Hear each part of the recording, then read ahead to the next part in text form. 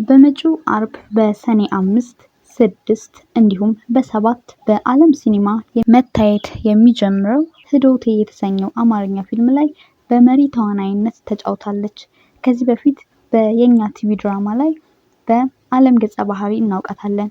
ግን ስንቶቻችሁ ነው ጽናት ተዋናይ ሆና ከመታወቋ በፊት በ2006 አካባቢ ሚስ ደብረ ብርሃን፣ ሚስ ሰሜን ሸዋ እንዲሁም ሚስ አማራ አሸናፊም እንደነበረች የምታውቁት?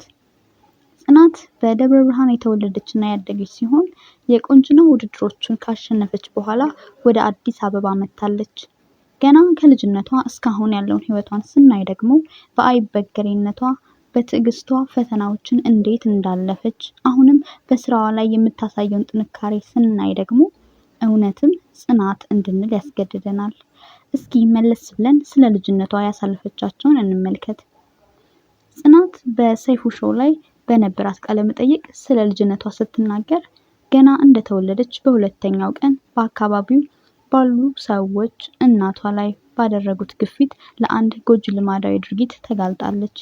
ይህም ገና እንደተወለደች በሁለተኛው ቀን በአካባቢያቸው ባለው ሰው እንጥሏ እንዲቆረጥ ይደረጋል።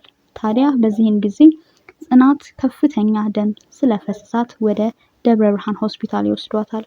ይህ ግን ከአቅም በላይ ነው በመባሉ ጎረቤቶቿ ወደ ጥቁር አንበሳ ሆስፒታል ይዘዋት ይሄዳሉ። ከዛም እሷ እንደምትናገረው ከሆነ ለአንድ ወር ሆስፒታል ቆይታ አገግማ ወደ ከተማዋ ተመለሰች። ከዚህ በኋላ ነው ይህች ህፃን ጽናት የተባለችው።